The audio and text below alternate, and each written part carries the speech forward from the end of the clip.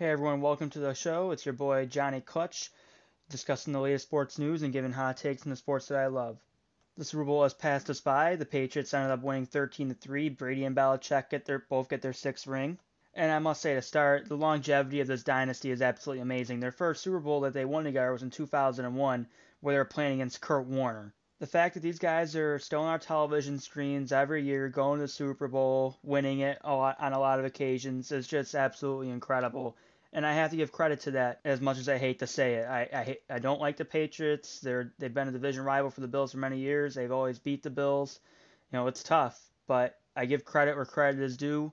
And the Patriots are definitely a dynasty that I think in the modern era probably is the best that we've ever seen, especially in terms of longevity. Maybe not the best we've ever seen in terms of dominance, but longevity. Because like I said, this has been going on for about 2 decades. It's just absolutely incredible. Now, getting to what happened in the game, I could see why a lot of people would say it's boring. I said it was boring too. Final score was only 13-3. We were definitely expecting a lot more scoring. A lot of people like scoring. I like scoring too. I like seeing a lot of points being scored. But hey, it was winning football by the Patriots, and I can't fault them for that. They did what they had to do to win. If I was in their position and boring football was going to win me the game, I'm doing it. I don't care. The only thing the Patriots care about is winning. They don't care about, the players don't care about their numbers and all that, and that's why they've been on top for so long. I know Brady's getting most of the talk for his sixth ring and being, considered the GOAT and everything like that, and I agree with all that. He's the greatest quarterback of all time. But I think this is more of a Belichick masterpiece, in my opinion. His defense held the top offense that averages over 30 points a game during the whole season to 3 points in the Super Bowl. The Rams receivers weren't getting open. Goff could never get his feet under him. And I guess you can say that Belichick probably owed this one to Brady and the Patriots after last year because his defense was absolutely shredded by Nick Foles, and he benched Malcolm Butler, which I thought was the wrong move in a game like that. I think he was trying to discipline him, I think I remember. I just don't do that with a Super Bowl ring on the line. But nonetheless, he got Brady back for this one because Brady was masterful last year and he lost. This year, Brady was kind of, I would say, mediocre in this game, to be kind. He wasn't his normal self. Again, the offense only put up 13 points, but Brady did enough to win. But Belichick and the defense was really a leading factor in them getting this victory. Probably the biggest surprise in this game for me was the Rams' offensive line really just getting manhandled by the Patriots' defensive front. Jared Goff was continuously pressured, and I think Goff got really rattled by it. Goff was missing a lot of throws, and it ultimately led to the Rams' demise. Another thing from this game that I felt was the reason why the Rams lost was the disappearance of Todd Gurley. We saw it in the championship game against the Saints, where Todd Gurley was ceding a lot of snaps to C.J. Anderson, and we saw more of it in this game. And during the game, when the Rams were saying it wasn't injury related, I just don't believe that for a second. Super Bowl on the line, you play your best players no matter what. He had to be injured to the point to whereas he felt he was going to hurt the team, and Sean McVay felt he was going to hurt the team if he was out there for an extended period of time. And I also think they were hiding the fact that he was injured because they didn't want other teams to take advantage of that. It honestly wouldn't shock me at all if we found out like a month or two later that a report gets out about Todd Gurley playing through a torn meniscus through the whole playoffs. Because even when he was in the game, he wasn't really effective, and that was the same thing against the Saints. When he was dropping all those passes, he wasn't effective in the run game this week. He only averaged about 3 yards a carry. And he was nowhere to be found in the receiving game out of the backfield for the Rams, and that had been a staple for them throughout much of the season. And another reason why I felt he was injured is because C.J. Anderson was also ineffective, so they can't really go with the excuse of saying, well, C.J. Anderson was playing so good that we wanted to keep him in there over Todd Gurley. So really a disappointing performance for the Rams offensively, to say the least. And also, on the other end, New England's really only consistent offense the whole game was Julian Edelman, and the Rams just did not have an answer for him. He was just getting open time after time. He was just unstoppable. No one on the Rams could cover him. And Julian Edelman was well deserving of MVP. So in conclusion, I was a little disappointed by the Super Bowl. I was expecting, like I said, more fireworks, more scoring in this game. But hey, the Patriots played winning football. You got to respect that. 6 rings of Brady and Belichick, just incredible. Now on to another debate that kind of coincides with this game. So Tom Brady, of course, now gets his 6th Super Bowl ring with this win over the Rams. And I hear a lot of people talking about Michael Jordan and Tom Brady in terms of their legacy, who has the better legacy in their respective sport. And honestly, I feel the debate is warranted. They both have 6 rings. Tom Brady is probably the best quarterback of all time. If you don't think that right now, I'll know what more proof you need. But I'm going to say the main reason why I don't think Tom Brady has yet to pass Michael Jordan's legacy, and he probably will never do that. The one thing Tom Brady has over Jordan, however, is his longevity. But Brady did not dominate his championship games like Michael Jordan did. Excluding this Super Bowl, all wins that he had in the Super Bowl were under a touchdown. And Michael Jordan never let any of his opponents in the NBA Finals even get to a Game 7. But I get it, football is different. So I'll say Tom Brady dominated the Seattle, the Atlanta, and the Carolina Super Bowls. I'll give him that because of how much the offense is dominated and how much points they put on the board. And you know what? I'll even give him the Eagles, to be honest with you, because that loss really wasn't his fault. I think that was on Bill Belichick and his defense. Tom Brady threw for over 500 yards in that game, and he deserved to win that one. He did his job. Him and his offense did what they were supposed to do. So I'll give him that one. But you talk about Michael Jordan, who outside of the Seattle Supersonics finals, he averaged at least 31 points a game in all of them, in each of those series. And he averaged 41 points a game in the Sun series where they beat them in 5 games. In my opinion, Tom Brady has not dominated every Super Bowl, not even all the ones that he's won.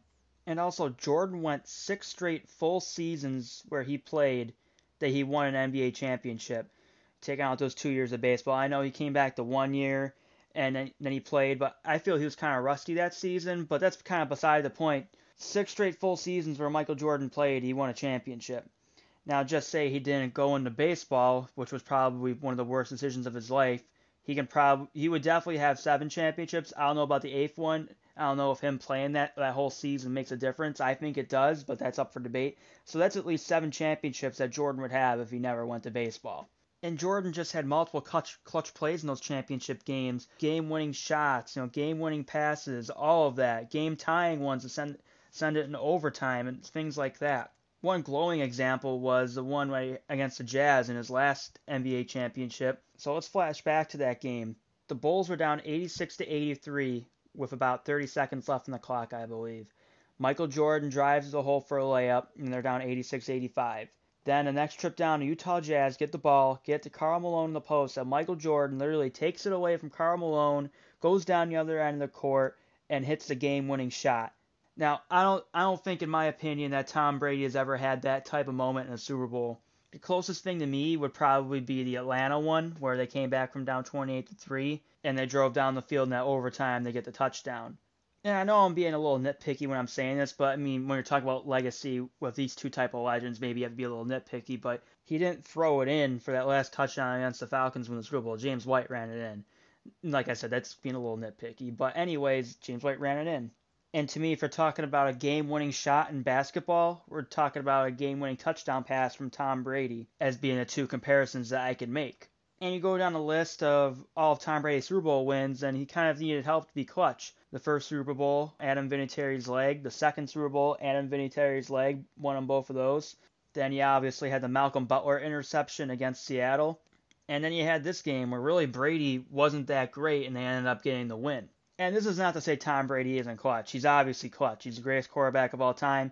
I would take, if you're telling me if I have 2 minutes left and I need to score a touchdown to win the game, I'm taking Tom Brady over anybody in NFL history. But again, I get the discussion. I think it's very arguable. It's basically an argument of longevity versus pure dominance in Michael Jordan's prime. Because during Michael Jordan's prime, no one else was even sniffing an NBA championship when he was at his top level. And you go over to Tom Brady, he lost to Eli Manning twice. There was also time he lost to Mark Sanchez in the playoffs. He lost to Jake Plummer in the playoffs one time. And I just don't feel Jordan ever had losses like that. When he lost, it was against the 80s Celtics, the Bad Boy Pistons, all-time historic teams. Again, this argument is kind of tough, and you have to get a little nitpicky because it's cross-sport, and you're talking about two icons in their respective sport. But I feel it's definitely a topic that's fun to talk about and is one that you can argue about all day, to be honest. Now switching to another note, I was watching the Sacramento Kings play against the San Antonio Spurs last night. I referenced the Kings in my last podcast about how I feel they're under the radar and that they're on the rise. I was watching the game on NBA TV, and at the end of their victory, the announcers calling the game were saying that probably some of the stupidest stuff I heard all day. They were talking about how Sacramento has all this good young talent, all that stuff. And then one of them's like, oh, they should try and swing a trade for like Anthony Davis from like that, hoping that he can stay. That makes absolutely no sense whatsoever. And said, oh, well, they got the trade chips to possibly do it. Maybe they can coerce him into staying.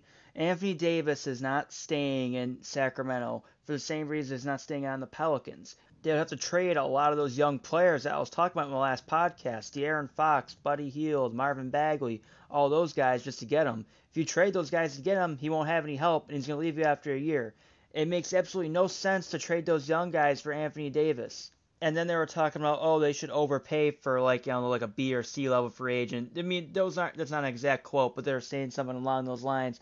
But anyways, it just makes absolutely no sense. Right when you say you're going to overpay someone, it means you shouldn't do it. Yes, I agree the Kings need some free agents. They got to fill some holes on their team. But they have a great young core, and they shouldn't be messing with that. These are the type of moves why Sacramento has not been good in the past decade or so. It's because they've made those moves and they've put them in the cellar for years. Just look at the case in point and what they've had to give up for Anthony Davis. The Pelicans want the house from the Lakers. They want Kuzma, Ball, Ingram. Why would you give up three of your young pieces when you can argue this young core is better than what the Lakers got? They got a better record than the Lakers right now, and the Lakers got LeBron on their damn team. Why the hell would you trade that? What those people were saying just makes absolutely no sense. Sacramento just needs to stay the course of what they got. There's a light at the end of the tunnel for them finally. Sometimes I just don't know. I don't get how those people on NBA TV even have that job come up with such ridiculous stuff like this. It just made absolutely no sense. So to conclude on that, I just hope that they're not stupid enough to pull off a move like that. I'd like to thank everyone that listened to this podcast. Hit that subscribe button on iTunes and Google Play, and hit those like buttons on all the social media platforms that this will be shared on. Until next time, it's your boy Johnny Clutch. Peace out.